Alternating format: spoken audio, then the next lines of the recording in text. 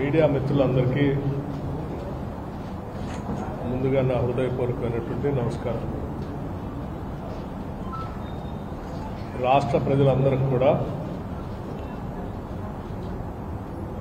రాష్ట్ర ప్రభుత్వం తరఫు నుంచి అట్లాగే రాష్ట్ర కాంగ్రెస్ కమిటీ తరఫు నుంచి కూడా దీపావళి శుభాకాంక్షలు తెలియజేస్తా ఉన్నాం. వెలుగు జ్ఞానానికి చిహ్నం. అజ్ఞానంలోంచి జ్ఞానంలోకి దీపాలు వెలిగించి అట్లాగే చెడు పైన మంచి విజయం సాధించేటువంటి కార్యక్రమానికి కూడా సూచిక. అటువంటి దీపావళి పండుగ సందర్భంగా రాష్ట్ర ప్రజలందరికీ కూడా మంచి జరగాలని, మంచి ఆలోచన విధానాలతో ముందుకు పోయి రాష్ట్ర ప్రయోజనాలు కాపాడుతూ అందరి జీవితాల్లో సుఖ సంతోషాలు నిండాలని చెప్పి మనస్ఫూర్తిగా కోరుకుంటున్నాం. అట్లాగే సింగరేణి కార్మికులకి దీపావళి సందర్భంగా ప్రతి సంవత్సరం ప్రకటించినట్టే ఈసారి కూడా దీపావళి బోనస్గా 400 కోట్ల రూపాయలని చెల్లిస్తున్నామని చెప్పడానికి సంతోషిస్తాం.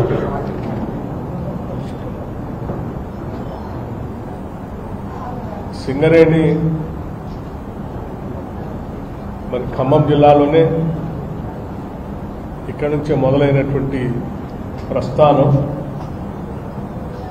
పెద్ద ఎత్తున ఈరోజు తెలంగాణ రాష్ట్రానికి అతిపెద్ద ప్రభుత్వ రంగ సంస్థగా ఎదగటమే కాకుండా వెలుగులు అందించేటువంటి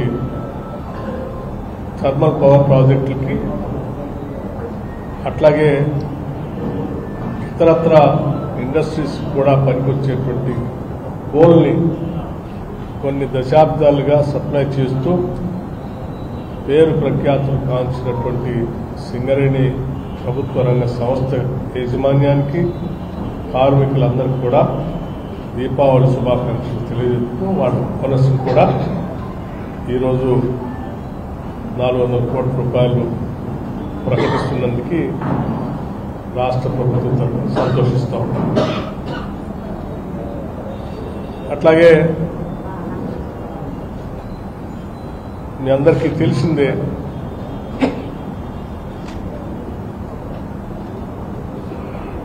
కాంగ్రెస్ పార్టీ ఇచ్చిన హామీ మేరకు రాష్ట్రంలో స్థానిక సంస్థల ఎన్నికల్లో 42% రిజర్వేషన్ ఓబీసీలకు కల్పించడానికి రాష్ట్ర ప్రభుత్వం తరఫు నుంచి ఈ దేశంలో ఎక్కడా కూడా దాదాపు 100 సంవత్సరాలు పైబడి అలాగే స్వాతంత్రం వచ్చిన తర్వాత ఏ రాష్ట్రంలో చేయలేనంత గొప్పగా మొట్టమొదటిసారి సైంటిఫిక్గా socio economic educational political employment cost సర్వేని అత్యంత ట్రాన్స్పరెంట్గా జరిపి దాని ద్వారా వచ్చినటువంటి సమాచారంతో సంఖ్యతో కేబినెట్ నిర్ణయం తీసుకొని చట్టసభల్లో అంటే శాసనసభలో ప్రవేశపెట్టి ఆ సంఖ్యను ప్రకటించడమే కాకుండా ఎంపిరికల్ డాటాతో 42% రిజర్వేషన్ని సంబంధించిన బిల్లుని శాసనసభలో పెట్టి దాన్ని ఏకగ్రీవంగా పాస్ చేసి బిల్లు పంపించిన సంగతి కూడా మీ అందరికీ తెలిసిందే. అట్లాగే గత టీఆర్ఎస్ ప్రభుత్వం 2018లో రాష్ట్రంలో స్థానిక సంస్థల ఎన్నికల్లో రిజర్వేషన్లు 50% మించకుండా ఉండేటట్టుగా క్యాప్ పెట్టి ఒక చట్టం చేసిన విషయం కూడా మీ అందరికీ తెలిసింది. 50% క్యాప్ని విధిస్తూ గత టీఆర్ఎస్ పార్టీ తీసుకొచ్చినటువంటి చట్టాన్ని కూడా తొలగిస్తూ శాసనసభ సమయం ఆలస్యం అవుతుందని చెప్పి ముందే ఒక ఆర్డినెన్స్ ఇష్యూ చేయటం, దాన్ని తొలగిస్తూ ఆ ఆర్డినెన్స్ను కూడా గవర్నర్ గారికి పంపించడం కూడా జరిగిందన్న సంగతి కూడా మీ అందరికీ తెలిసింది. ఆ తర్వాత శాసనసభ సమావేశాలు మొదలు కాగానే ఆ ఆర్డినెన్స్ కూడా బిల్లు రూపంగా శాసనసభలో పెట్టి దాన్ని కూడా ఏకగ్రీవంగా పాస్ చేసి గవర్నర్ గారికి పంపించిన విషయం తెలిసింది. మరి క్యాప్ తొలగించిన తర్వాత అట్లాగే 42% రిజర్వేషన్ని బిల్లు శాసనసభలో ఏకగ్రీవంగా పాస్ చేసిన తర్వాత రాష్ట్ర ప్రభుత్వం ఆ బిల్లుకు సంబంధించి గవర్నర్ గారికి పంపిస్తే గవర్నర్ గారు భారత రాష్ట్రపతికి అంటే భారత ప్రభుత్వానికి భారతీయ జనతా పార్టీ నాయకత్వంలో ఉన్నటువంటి నరేంద్ర మోడీ గారు ప్రధానమంత్రిగా ఉన్న ఈ ప్రభుత్వం కేంద్ర ప్రభుత్వానికి ఈ 2 బిల్లులను పంపించడం జరిగింది. సో బిల్లుని పాస్ చేసి 42% రిజర్వేషన్ని 50% క్యాప్ని ఎత్తేసి పంపించినటువంటి బిల్లు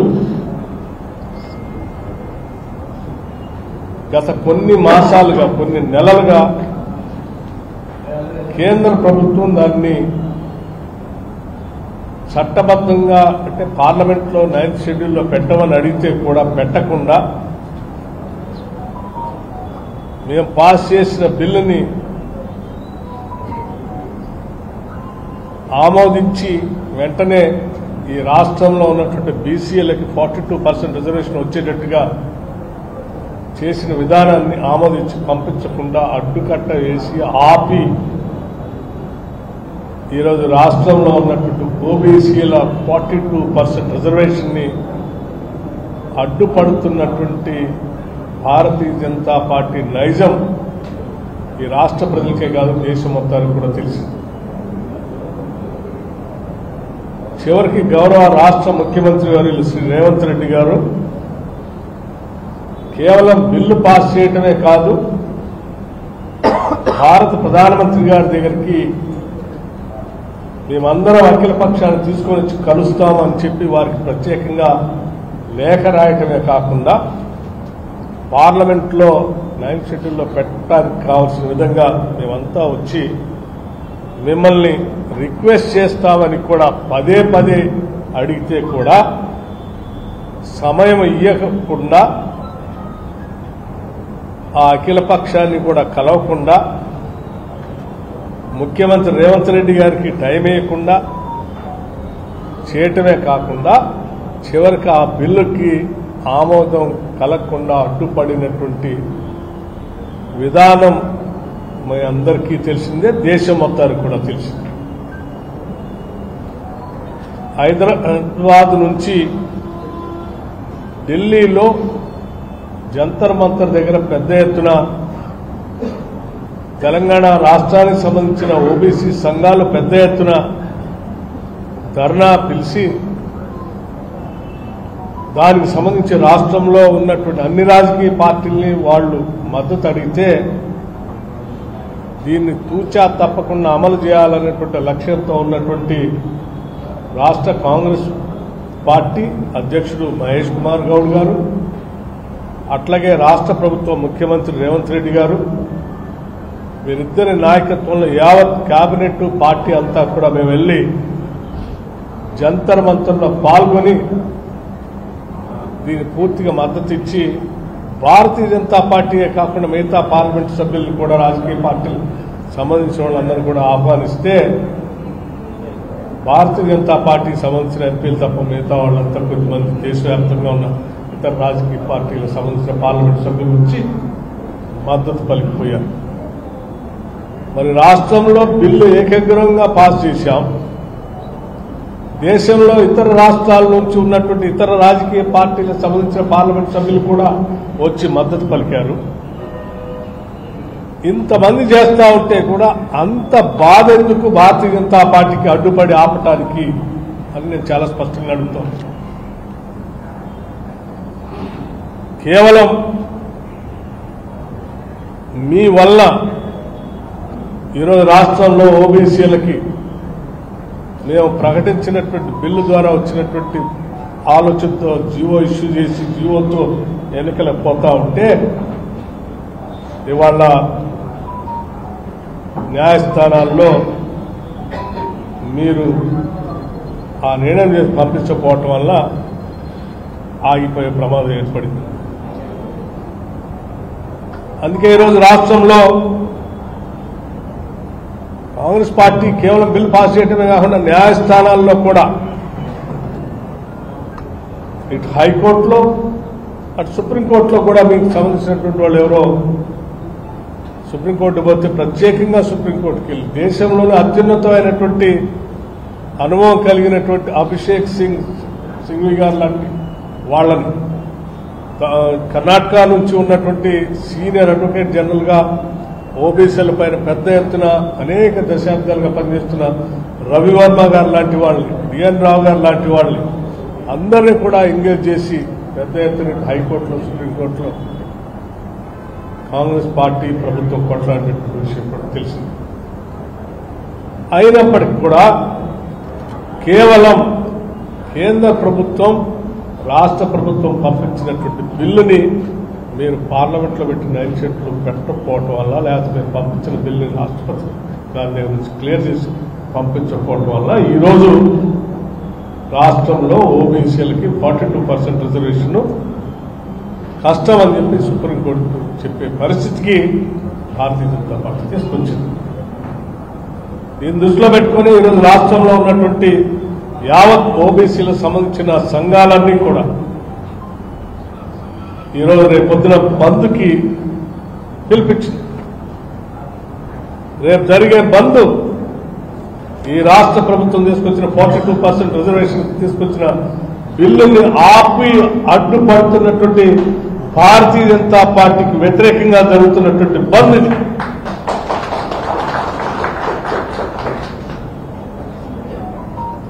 ఈ భారతీయ జనతా పార్టీ కేంద్ర ప్రభుత్వం మోడీ గారి నాయకత్వంలో బిల్లుకు అడ్డుపడి ఈ రాష్ట్రంలో ఉన్నటువంటి ఓబీసీలకు ఆగవాగం చేస్తున్నటువంటి ఈ పరిస్థితుల్లో వాళ్ళకి వ్యతిరేకంగా ఉన్నటువంటి బీజేపీ నిర్ణయానికి వ్యతిరేకంగా ఉన్నటువంటి అందరూ రేపొద్దున బంద్లో పాల్గొనవలసిందిగా కూడా విజ్ఞప్తి చేస్తా ఉన్నాం. నేను అడుగుతా ఉన్నాను, బీజేపీ రాష్ట్ర అధ్యక్షుల వారిని, అట్లాగే బీజేపీకి సంబంధించిన ఈ రాష్ట్రం నుంచి ప్రాతినిధ్యం వహిస్తున్న 2 కేంద్ర మంత్రులు, రాష్ట్ర అధ్యక్షులు రామచంద్రరావు గారిని, కిషన్ రెడ్డి గారిని, సంజయ్ గారిని అందరినీ అడుగుతా ఉన్నాను, ఎందుకు మీరు ఓబీసీలకు సంబంధించిన బిల్లు తెలంగాణ రాష్ట్ర శాసనసభలో ఏకగ్రీవంగా ఆమోదం తెలియజేస్తే మీరు ప్రధానమంత్రి దగ్గర కూర్చొని ఈ బిల్లుని పార్లమెంట్లో పెట్టించి మీరు ఎందుకు పాస్ చేయించకుండా అడ్డుపడతా ఉన్నారు? మీ అడ్డుపడుతున్నటువంటి వైనం ఈరోజు రాష్ట్రంలో ఉన్న ఓబీసీల గుండె కోతగా మారింది.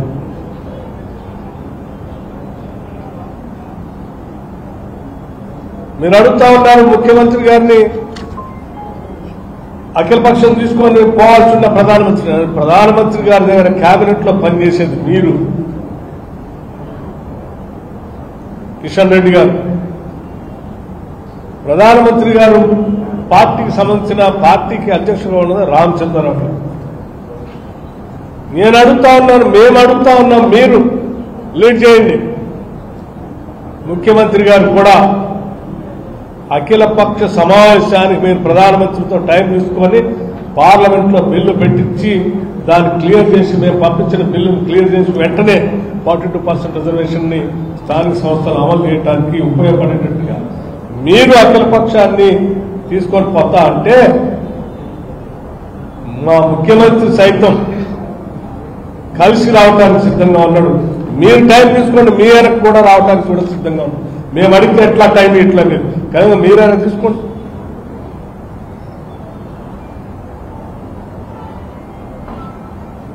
ఇంకా ఇవి చేయకపోగా అడ్డుపడుతూ ఈ చట్టాన్ని అమలు చేసే ప్రక్రియకి కావాల్సిన విధంగా అన్ని రకాలుగా అడ్డుపడుతూ మళ్ళీ అడ్డగోలు ఈ రాష్ట్రంలో మాట్లాడుతూ ఉన్నారు. బీసీలు ఏమీ అంత అమాయకులు కాదు. ఈ సమాజంలో సామాజిక న్యాయం జరగాలని, బీసీలకు కూడా మేలు జరగాలని ఆలోచన చేసే కాంగ్రెస్ పార్టీకి సంబంధించి దాన్ని ఆమోదిస్తూ ప్రోత్సహిస్తున్నటువంటి ఇతర వర్గాల నాయకులు కూడా అంత అమాయకులేం కాదు. ఈరోజు రాష్ట్రంలో చాలా మంది కేవలం బీసీలే కాదు, మిగతా వర్గాలకు సంబంధించినటువంటి వాళ్ళు కూడా దీనికి ముందుండి నాయకత్వం వహిస్తూ ఎట్టి పరిస్థితుల్లో ఈ బిల్లు పాస్ చేయాలని చెప్పి పాస్ చేయించడమే కాదు, ఆనాడు సైంటిఫిక్ గా సర్వే జరుగుతూ ఉంటే ఆ సర్వేలో పాల్గొని ప్రోత్సహించి చైతన్యం కలిగినటువంటి ప్రగతిశీల భావాలు కలిగిన ఈ తెలంగాణ సమాజం పెద్ద ఎత్తున దీన్ని ప్రోత్సహించింది. ఈ సమాజం అంత అమాయకత్వంతో కూడుకున్నటువంటి సమాజం కాదు తెలంగాణ సమాజం. మీరు చేస్తున్న ఆగడాలన్నింటినీ గమనిస్తూనే ఉంది. అందుకే రేపు బీజేపీ ప్రభుత్వానికి, బీజేపీ పార్టీకి వ్యతిరేకంగా ఓబీసీ బిల్లును రాకుండా అడ్డుపడుతున్న బీజేపీ ప్రభుత్వానికి, బీజేపీ పార్టీకి వ్యతిరేకంగా ఈరోజు రాష్ట్రంలో రేపు బంద్ జరగబోతా ఉంది. ఆ బంద్కు వ్యతిరేకంగా ఉన్న ప్రయత్నాలు చేసే కుట్రలు కూడా జరుగుతాయి. కాబట్టి ఆ బీజేపీకి ఈ బిల్లు రాకుండా అడ్డుపడుతున్న కేంద్ర ప్రభుత్వానికి వ్యతిరేకంగా జరుగుతున్నటువంటి ఈ బంద్లో అందరూ పెద్ద ఎత్తున పాల్గొని ఈ ఓబీసీ బిల్లు సాధించడం కోసం, ఓబీసీల రిజర్వేషన్ కోసం అందరూ పెద్ద ఎత్తున పాల్గొనవలసిందిగా కూడా విజ్ఞప్తి చేస్తా ఉన్నాం.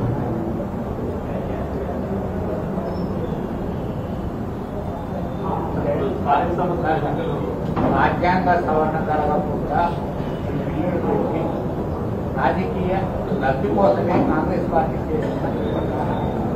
రాజ్యాంగ సవరణ ఎక్కడ జరగాల? రాజ్యాంగ సవరణ ఎక్కడ జరగాల? భారత్ పార్లమెంట్ లో జరగాలి. భారత్ పార్లమెంట్ లో ఎవరు చేయాలా? అన్ని రాజకీయ పార్టీలు మద్దతు ఇచ్చి మీరు చేయండి అని అడుగుతా ఉంటే పెట్టకుండా ఆపుతున్నది ఎవరు?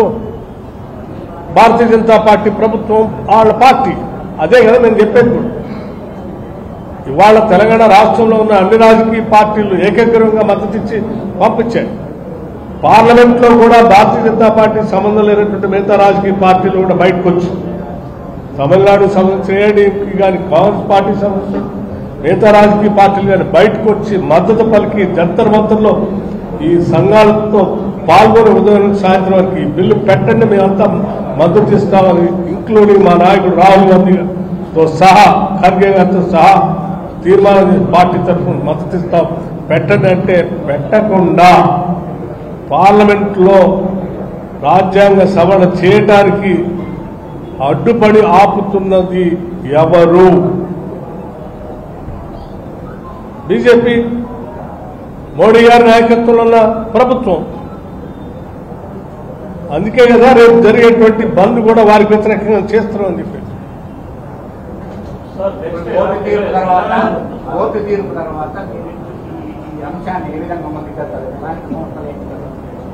తప్పనిసరిగా మేము కాంగ్రెస్ పార్టీకి, ప్రభుత్వానికి చాలా చిత్తశుద్ధి ఉంది దీంట్లో.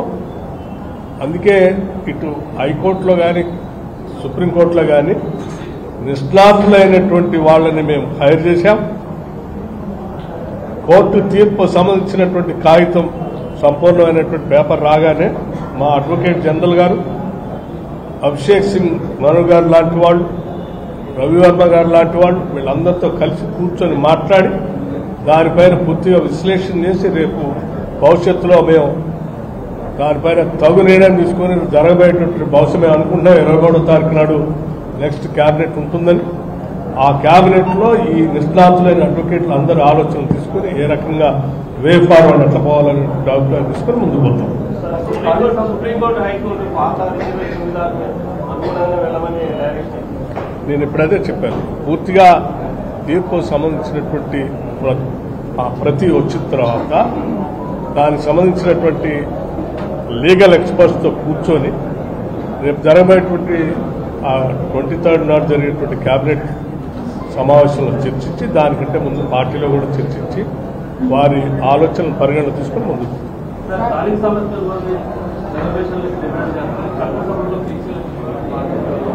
అమ్మా అది బాగుపడే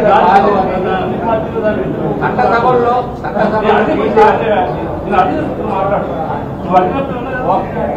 ఫైన్ బీసీలకి రిజర్వేషన్ కోసం ఏ పార్టీ కాంగ్రెస్ పక్షాన్ని somewhere it has to start. Beginning will be always at a small point. We have started it. దీన్నే అడ్డుపడుతున్నారు మీరు.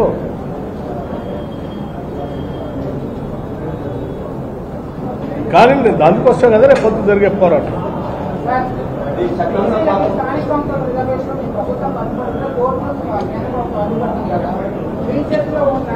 బీసీలతో కాంట్రాక్ట్ మెయింటెనెన్స్ లో 40% రిజర్వేషన్ మేనిఫెస్టో ప్రకటించారు. అది అమలు లేదు. ఎంబీసీలకు ప్రత్యేక మంత్రులు వచ్చారు అన్నారు. అది అమలు లేదు. గౌరవంగా మధ్య షాపులో 15 నుంచి 25% రిజర్వేషన్ కల్పిస్తాను. అది లేదు. అది కాకుండా సర్దార్ సర్వాయి బాబాని మూడు పేరు జనగాం జిల్లాకు పెడతాను. అది ఏది కేంద్ర ప్రభుత్వం అడ్డుకోవాల్సిన అవసరం కోర్టు అడ్డుకోవాల్సిన అవసరం ఈ పరిధిలో ఉంది కదా సార్, మీరు చేయట్లేదు. మీ పేరేమన్నారు? ఏ పేపరు?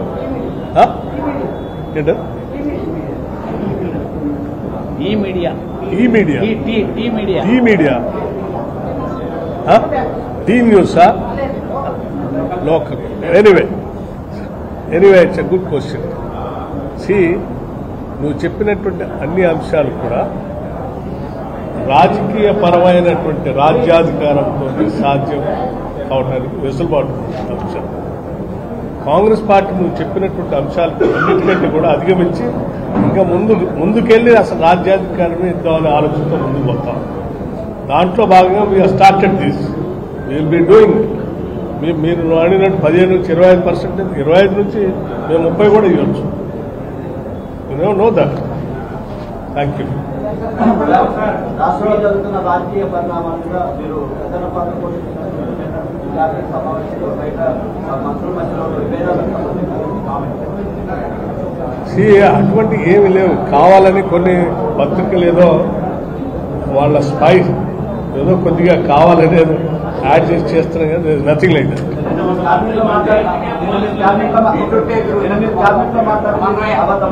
అమ్మా